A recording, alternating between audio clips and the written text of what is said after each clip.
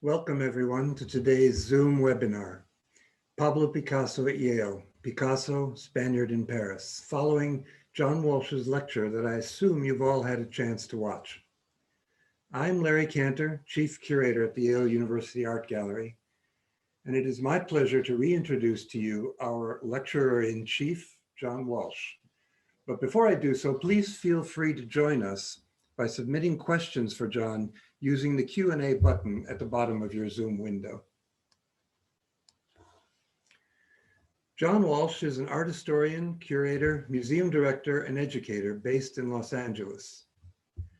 John graduated from Yale College in 1961, and he earned his PhD from Columbia University.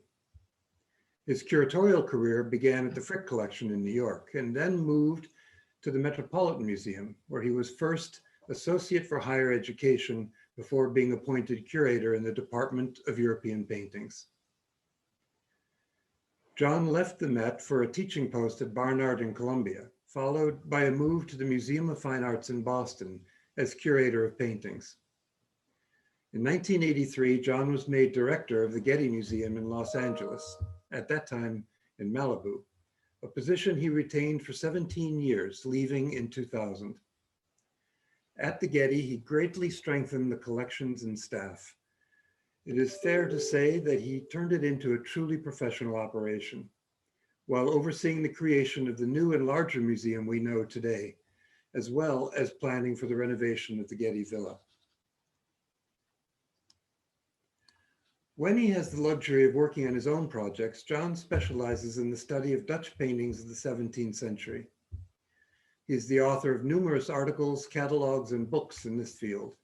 He has taught at Columbia and Harvard, and at Yale as a visiting professor of the history of art.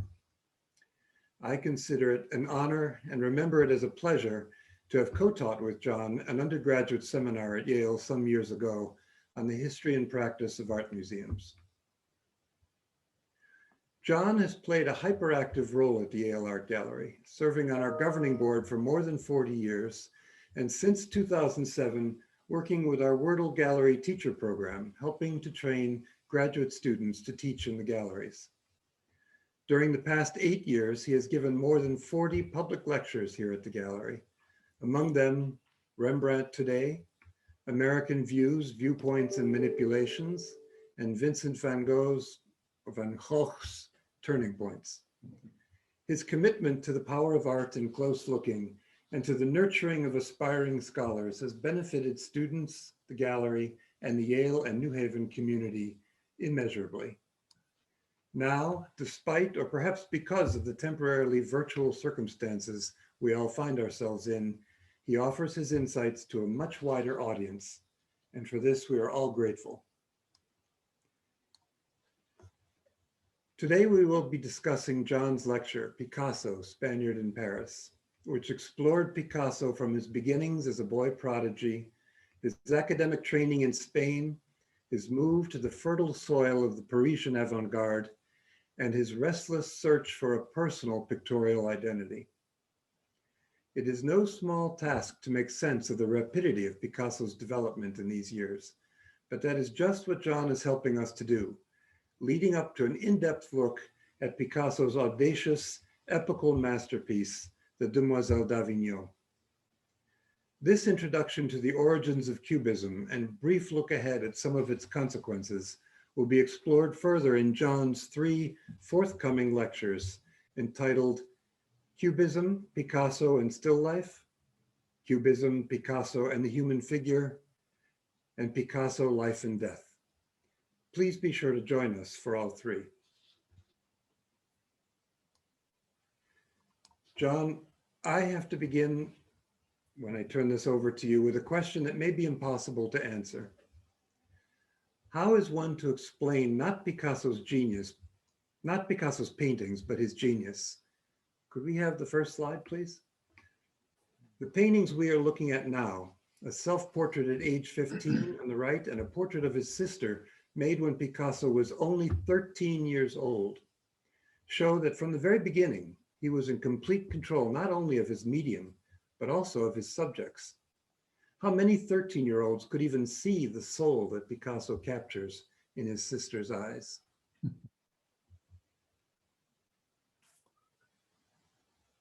Yeah, wow. I'm so glad to see these. I had to compress a lot, of course, a lot of years into an all too short survey of the early going for Picasso. And so I didn't show these. I'm really glad you did.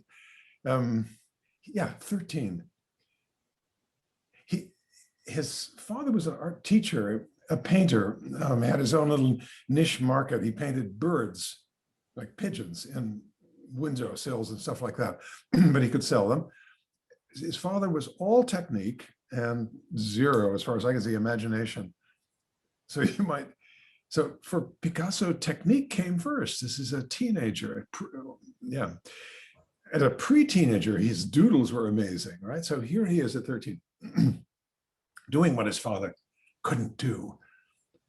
And his father knew that. I mean, the first real story we have of Picasso's development is about just this, where Picasso had begun to paint in a way that caused his father to give his palette and brushes to his son and say, it's yours. It's over for me. Here you go. And he couldn't surpass his own child whom he taught.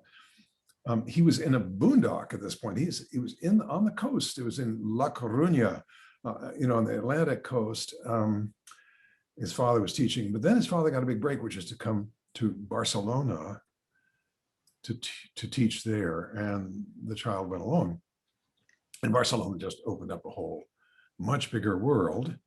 Also gave Picasso the chance to study under other artists and to really learn to draw academically and so forth. That's the launch of the Picasso story. I kind of pick it up at that point, but you've shown something I now realize I'm stinted on, which was this astounding precocious way, not just of manipulating the paints. I mean, look at the one on the right, the boy. And a certain feeling for depth of mental activity. And the difference between the boy girl looking away, is really telling. Anyway, I'm so glad you showed these. I've always thought it amazing that at 15 years old, he knew exactly the power of putting one of his eyes in shadow. Yeah. If I'm not mistaken, there's an anecdote of Picasso at age 90 giving an interview to someone saying it was a very odd thing. I can't remember ever having done a childish drawing. Yeah, maybe it's just one story that's told in different ways, but the version I love is, he said, when I was a child, I drew like Raphael, but then I had to be an adult to learn to paint like a child. So your lecture 4 will all be about the egotism of Pablo Picasso, I can say. That's boundless. Egotism of Picasso would take an entire semester. Be an interesting course. John, your specialty is Dutch art. Hearing you lecture on Rembrandt and even Van Gogh was a pure delight. What drew you now to Picasso? What got you started on him? Boy, well, it's a little perverse. I think I was telling you at some point, at the dining room table when I was a teenager, no, before that even, 13, 12, Picasso age, really. My parents, who knew very little about art, gave me a little primer, and they said that modern art really went wrong. And the way it went wrong was Cubism. And the one who did that was Picasso. And they didn't tell me much more because I don't think they knew all that much more. And it wasn't really until university when I began to be curious about this artist. He didn't divert me into modern art by any means, but I kept looking at things in the galleries and being completely stupefied, stumped. I'm not talking about Cubism. I was stumped, and eventually my mind opened in stages. What changed me was what I got to do at Yale. I came to teach as a sort of visiting professor, doing stuff, and including a seminar with you. And then I had this experience of taking a group of a dozen odd graduate students, very super smart people with coming from different fields, to help them become knowledgeable enough about teaching and about the collection to be teachers in the galleries. And of course, part of the material had to be modern art, had to be 20th century art. And I had to make myself catch up. And I had to, yeah, do remedial work. And a lot of that was spent in the gallery looking at pictures, trying to force myself to see and open my mind to them and use my own imagination, before I ran to the library to look things up. And these pictures by Picasso in the gallery, two of which I'll talk about in considerable depth, turned out to be fabulous teaching materials. But first they taught me, then they enabled me to help students see more clearly and imaginatively, and in a way trust their own capacities to make sense of things that they didn't fully understand. Long answer. The intimidation factor didn't give you pause? For a while, yeah, about 40 years or so. Many of us have been coming to your lectures from the beginning. Your choices of subjects make us wonder, is there a larger theme? Wow, yeah. Well, of course, it is this belief that's grown on me in museum work. You really do need to look closely and slowly and draw on your own experience before you drive yourself crazy trying to learn what everybody else has said. So one theme is slow looking. Another, of course, is just a bunch of interests of mine that you can stitch together with real works of art in a very productive way. I gave a series on history painting, stories in art, in effect, narrative content, and very often of highly important subjects. Important, that is, until 20th century art more or less kicked them aside, having to do with biblical stories from antiquity and so forth and so on. And I think that was, yeah, that was my first Yale series. And that used a lot of works of art in the collection. I, of course, as a specialist in Dutch art, have lots to talk about. I like to talk about works of art that do connect with each other and do carry forward some important idea in visual terms. That's it's not exactly a theme, but it's a reason, or several reasons. Well, it leads me to asking you something else about your lectures. You've always seemed so at home in the auditorium at the art gallery. And of course, we've always been thrilled when you confront us with brilliant details of paintings enlarged to many times life size. What is it like for you to be lecturing online without your audience in front of you? Oh, it's so much harder. On the one hand, you can do more, you can include much more material, you can show them what you're talking about, you can zoom in, but there's no room feeling, there's nothing, you don't, not only are there no faces, but there's no vibration in the room. And that sounds mystical, but performers know what that is. They know when the audience is dead and restless, and they know when they're alive and paying attention. And so I miss that. I mean, trust you all out there to be paying attention. And but I don't know. I hope so. And that's why you should fire us your questions while you can on chat. I'm going to pick the fieriest of those questions momentarily, but before that, let's get back to Picasso a moment. Speaking for all the beginners in our audience, where would you advise us to travel to see a lot of Picasso?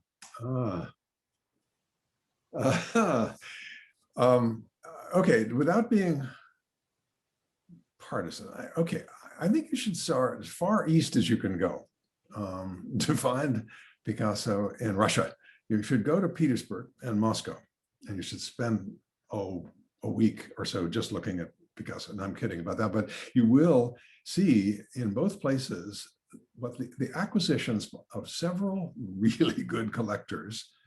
A lot of Russians during Picasso's youth were quite attentive to what was going on in Paris. And they came to Paris and spent time there and so forth. And they were major patrons of Picasso when he was young, before World War I. And they brought their stuff back to what is now the Pushkin Museum and in Moscow, and the Hermitage. And the collections there are staggering. It's worth, that's the beginning for you of what Picasso did in Paris. And you'll see a number of pictures from Russian collections in this series, but you can see them firsthand, their size, their just extreme boldness. Then on your way back, you should stop in Basel and Zurich, Basel in particular, but also Zurich. You should go to also you might not make time, so you should make time to go across from Basel to Rien, to the suburbs, to see the private collection, now a museum, of Ernst Beyeler, who was a dealer who had a lot to do with Picasso. So Picasso in Basel, in the Kunsthaus, to Zurich also, and then go south, go to Spain, maybe first to go to Barcelona, because the Museum Picasso in Barcelona is fabulous and has a lot of material, not just of the young Picasso, but of the people he hung out with, all this, the Barcelona modernistas, and you can go to the place where the Four Cats bar was, and you can go to the place of really formation for the very young Picasso. You also you could now go to Malaga, where there's a small museum of Picasso. And you, of course, will go to Paris, won't you? And spend a lot of time in the Picasso Museum, as well as Pompidou, of course. And then, well, there are other places, of course, but you got to come back to New York, because New York is the mother lode, not just for the United States, but for a great deal of Picasso. I mean, the Museum Modern has the most extraordinary collection of Picasso, not all on view at any given moment, which is a moment of mentality, and in MoMA is to show many connections between works of art, and the more you try to do that, the fewer works of art by any one artist you're likely to see. But still, they're rotating, and you can have a big experience also in the Picasso, in the Guggenheim, when the time is right, and at the Met, much disparaged modern art collection of the Met is now very rich in Picasso, especially Cubist Picasso, thanks to Leonard Lauder's huge gift and many other things, many other donors. And then you'll want to take the train down to Philadelphia, where there are, from various sources, wonderful Picassos, not to mention Cezanne and Matisse. And then you will go to Philadelphia, I said, and then where were we? Oh no, you have to go to Washington, because Washington, D.C., in the National Gallery, there are several really important pictures, including the Saltimbanque that you saw in the lecture, and later work to a great standing woman, 6 feet tall, in pure analytical Cubist style. Just, yeah, a real stumper. You've also got to go to Chicago, make time for that. The collection is very fine there. And after that, there are a lot of side trips you can make. St. Louis, you've got to go to Buffalo, to the Albright Knox. Never mind the West Coast. The West Coast has not got a lot of Picasso yet, but we may creep up on the rest of the world someday. I have to quickly throw in here that no Chamber of Commerce prompted that question. This was purely in planning my. Anyway, you should definitely plan a trip on Picasso's. String it together. And speaking for beginners and the more experienced alike, certainly speaking for me, what do you do when confronted by the miles of library shelves occupied by books about Picasso. Are there a few that we should start with to be inspired rather than overwhelmed by detail? Oh boy. Yeah, start with Rosenblum, I think. I mean, if you want to be inspired, I think those words are the most stirring. I mean, this is a man who taught me, I don't know if he taught you, Larry, but Robert Rosenblum wrote not just feelingly and cleverly, but with kind of astounding command of a vivid vocabulary and descriptive terms. I mean, it's terrific. You get the book is still kicking around. There are many copies. It's called Cubism in Modern Art, and it starts with the run-up to Braque and Picasso's discoveries, and with a good long section on the Demoiselle.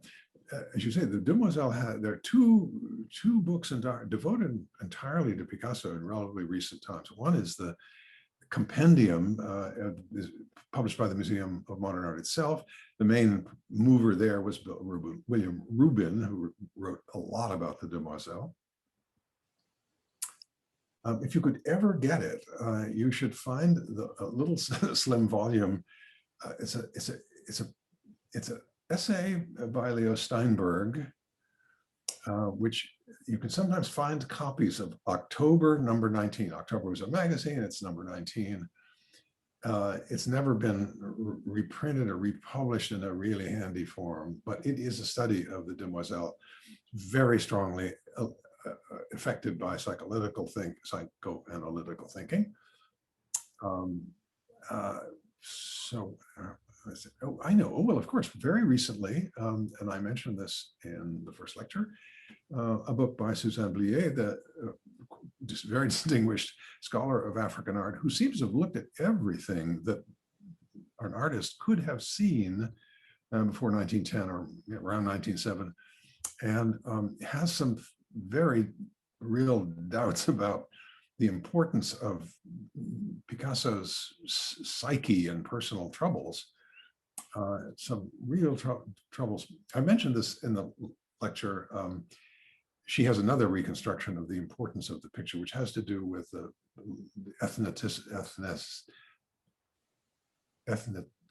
what is that wonderful word?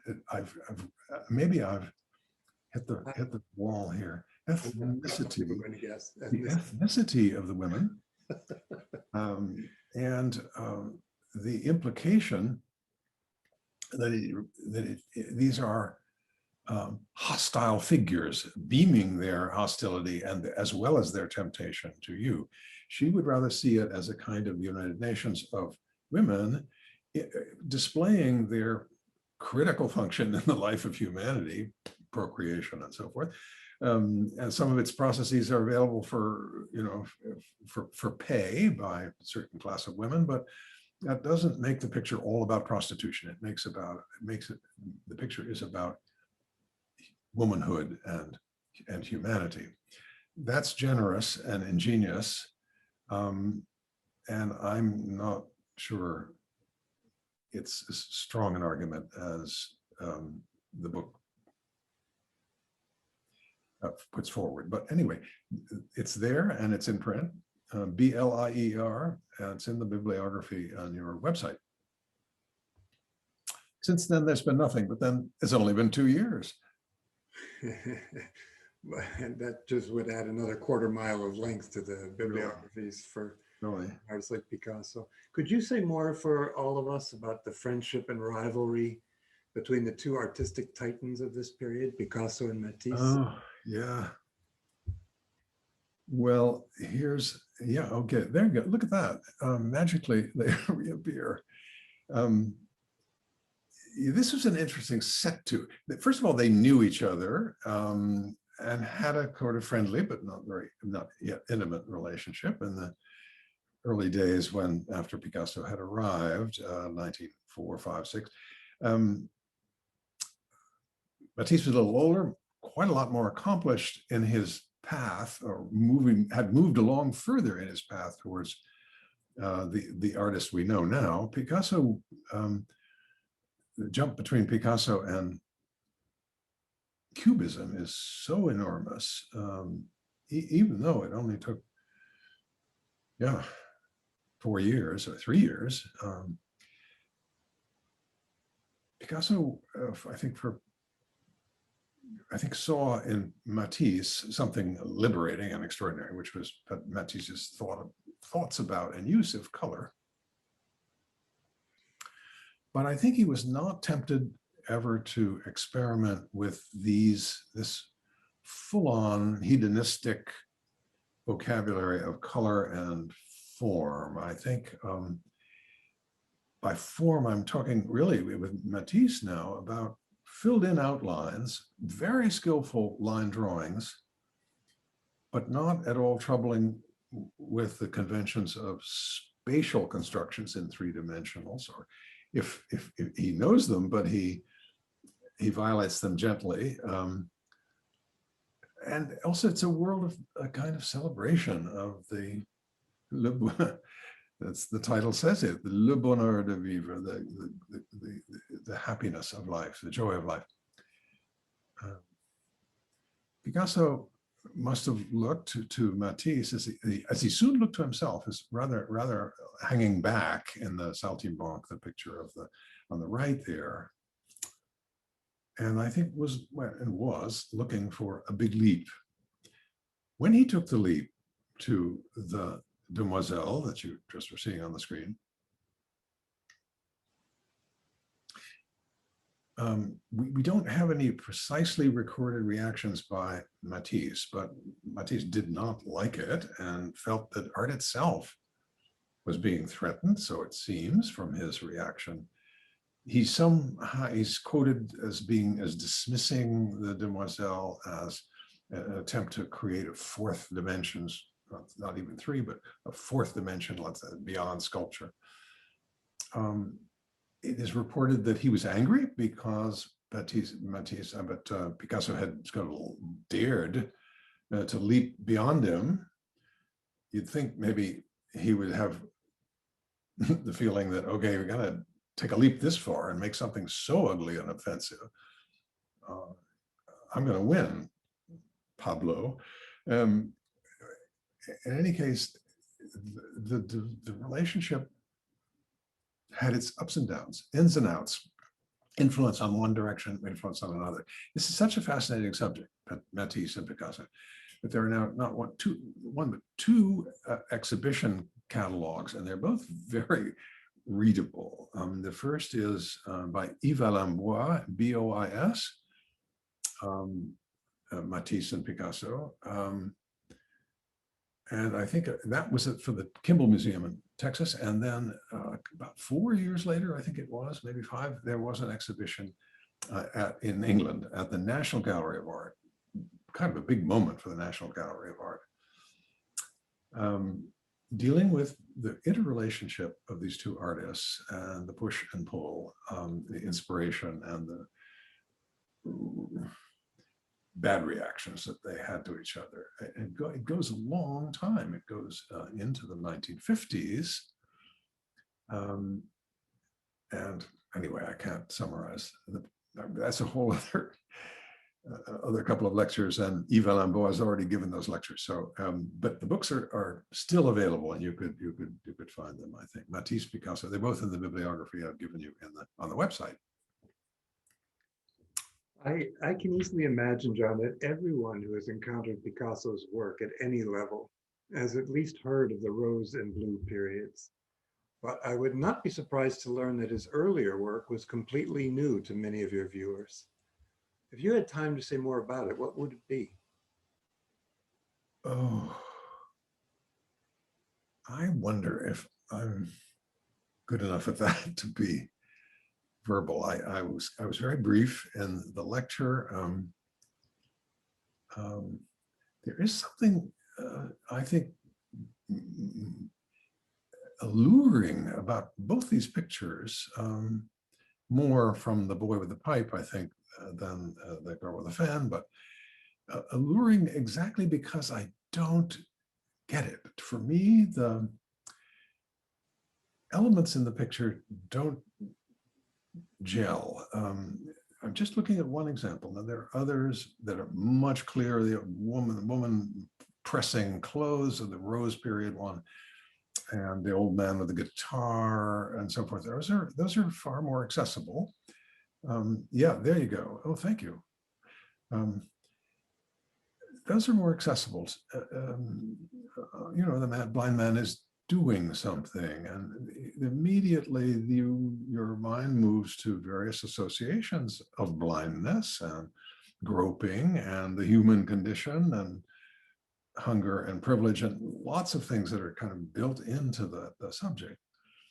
The old guitarist, the horrible irony of this man, this seems close to death, this skeletal entertainer, he's entertaining for us. Or maybe he's passed beyond the sort of physical corruption state or physical decline state and is clinging to this one colorful thing that isn't blue in the picture of this musical instrument. These are pictures that have a kind of symbolic content, you could say. And so is the woman who's ironing, but the boy in the blue sort of bleu de travail, the worker's outfit that we had on just a moment ago, who's holding a pipe in a very peculiar gesture, looking without focus, eyes half closed, and then is just garlanded. I mean, is wearing a kind of wreath that victors wear in contests or women wear on May Day. And then, what is it? Is it the wallpaper behind? Is it what's behind him? It seems to be painted on a wall. You could say, okay, if you like things that are open, things that are giving your own imagination some work to do, rather than looking to plug this into some system of images that you knew already. Maybe the boy with the pipe is the strongest of this whole group of pictures. But I can explain nothing about it. Well, I can interject my own personal favorite is, if we can move to the next image, La Vie. And I've always wondered why it's not this picture that is used as the starting point for Picasso's modern career, rather than the Demoiselle d'Avignon. Yeah, well, would you say something a little more? You've known this picture since you were. No, it's a personal bias. As I was telling you, I was 8 years old when I was sent for drawing lessons at the Cleveland Museum of Art and fell in love with this painting. But the very fact that I could never explain it or explain why it looked anything like it does has always haunted me. And I suppose it's true of all of Picasso's career. Yeah, I mean, it is unresolved. We like to say when we don't have an answer, unresolved. Which is the big sister to ambiguous. I'm sorry, I'm going to forward some questions to you from the audience. Okay, I have a little more to say about this. Okay. I just didn't want you to force you to psychoanalyze my 8-year-old experience. Oh, no, we're not talking about that. Now listen, no, but this is a picture that's complex, partly because it was complex for Picasso. He changed it, right? He had his own head on the male until his friend Casagemas shot himself in the head, and he changed the picture to put Casagemas in the picture. But what the rest of it is meant to do and hook up with has been debated a lot, and actually quite well explored in a catalog. I don't know, I can't remember if I put it in the bibliography or not, but it's in print. There you go. A study about this painting called Picasso and the Mysteries of Life by William Robinson. It's a Cleveland, Cleveland finally got around to answering your questions by doing an entire exhibition about this picture. And it's in there, and it's, may I say, unresolved. But clearly the connections to the old themes of the voyage of life, the 3 ages of man, mankind, one says now, or humankind, age, and so forth, they're all there. It's just that they're not easily paraphrased, certainly not by me. I'm glad to know that Cleveland has finally taken the challenge of trying to explain it. Needless to say, they didn't feel an obligation to say much of anything when I was 8 years old. No. John, from our audience, I have some questions for you. Hmm. I know that some of these are easier to answer with Picasso's later work, but do we know enough about his political ideology in these early years to know how it might have affected his artistic creation? I don't think so. I don't think so. I think he was in among a lot of left-wing people in Spain and Barcelona particularly, and certainly his circle of friends was distinctly left of center. He hung out at the Steins, which was kind of a salon for dissidents of all sorts, mostly artistic ones. But he really stayed, I would say, went to some lengths to stay out of controversies. Yeah, there, the Stein, there's Gertrude. He was a Spaniard in Paris, which made him exempt from military service in both world wars. In the Second World War, he was, by some people, quite resented. He had a fairly comfortable life as things went in Paris, and kept himself removed from a lot of, not so much the patriotism of the French, he was all for that, but the politicians, the politics of the Russians who won the war, and together with the Americans, Brits, and French. When it came time, though, for him was invited to be politically active. This is something I talk about in the fourth lecture. During the Spanish Civil War, when it was fascist insurgents versus a liberal elected government in Spain, Picasso painted the great political statement, which is not so much political as it is human. That is the huge painting, Guernica, of 1937. He became a communist at some point, I think in the 30s, but not a very active one. And then was later in the 50s, during the Cold War, became something of a polemicist and a propagandist even for communism, whose seat was in Eastern Europe and in Russia, with sort of French support. And there's a whole group of pictures that are re-seeing history, and even right through the Korean War, through the eyes of a kind of activist painter. But activist painter he never was until his late years. I have a question here from Diane Vardakas that brings us back to my first question for you, the unanswerable question. After your lecture, I was amazed at Picasso's breadth of styles. If there is a signature style of Picasso throughout his work, what would you say it is? Oh, I think probably the late Cubist paintings. Don't you? I mean, I would think probably from 1911 or 1912 on through the teens. I don't. So that's a vague answer. I would have to show something on the screen, which we're not prepared for because we haven't talked about these things yet. But actually, towards the end, what did I do? I think I showed. Yeah. Oh, please show. Well, you could show number 52.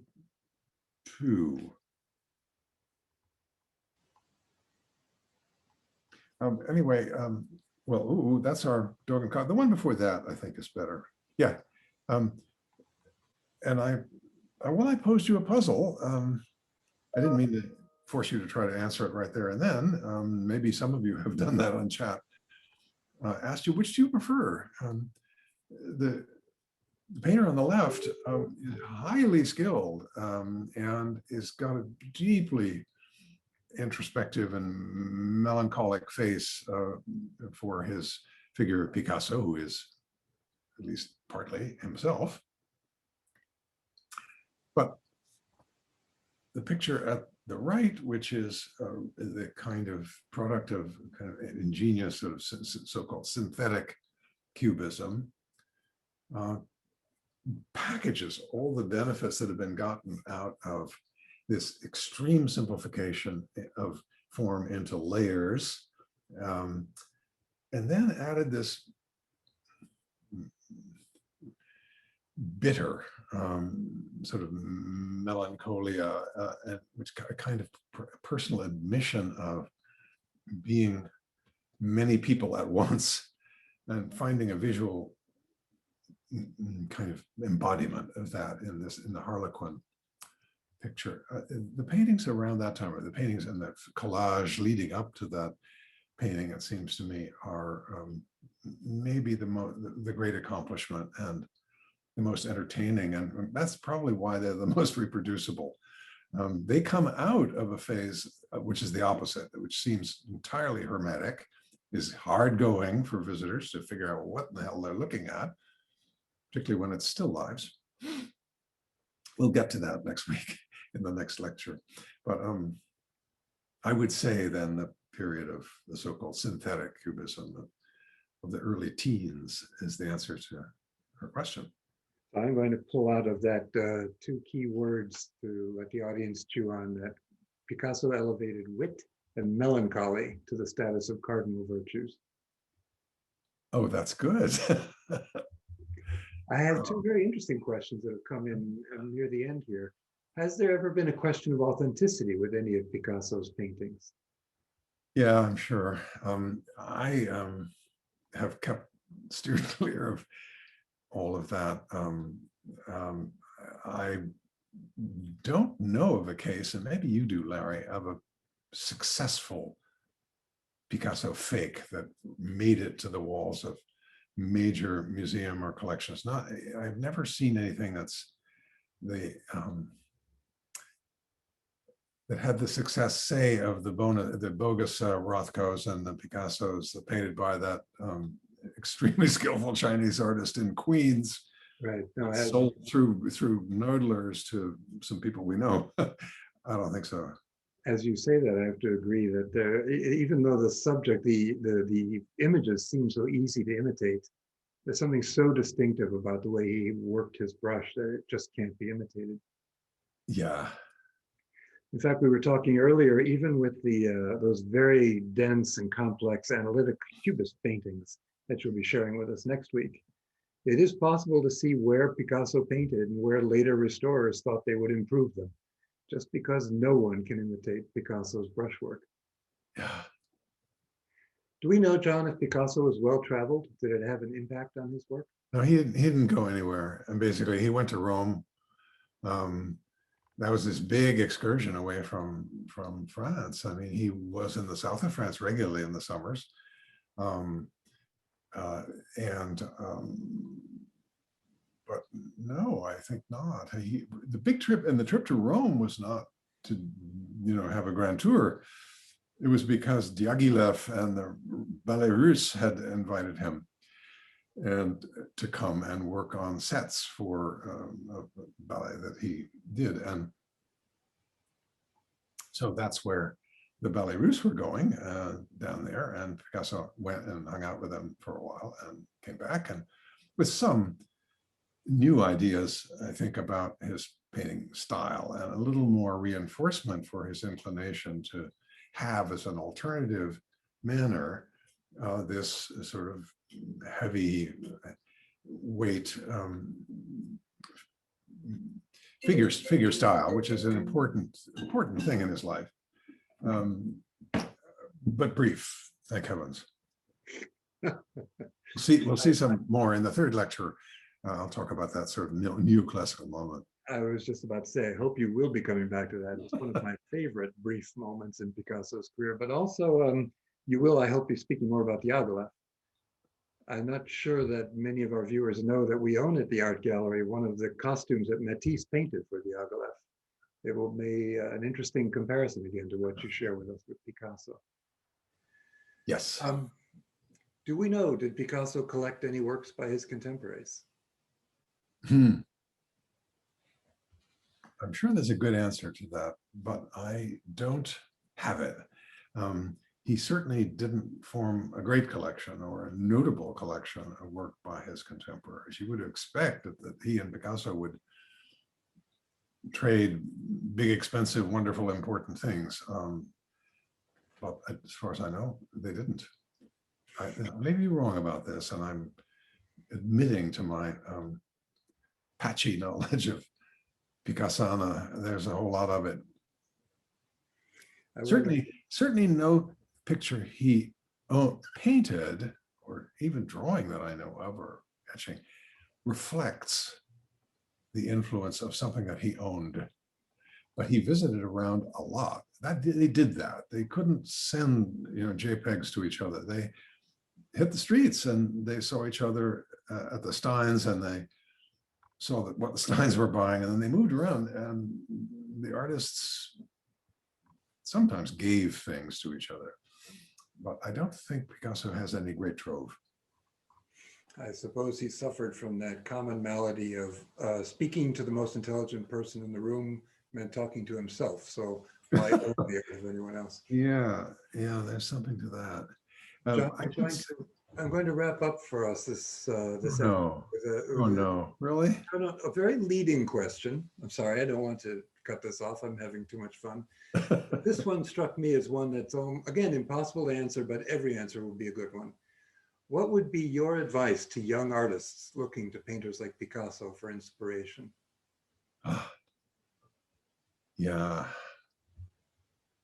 Let yourself be crazy, and just follow your instincts. Do what you are impelled, even compelled to do.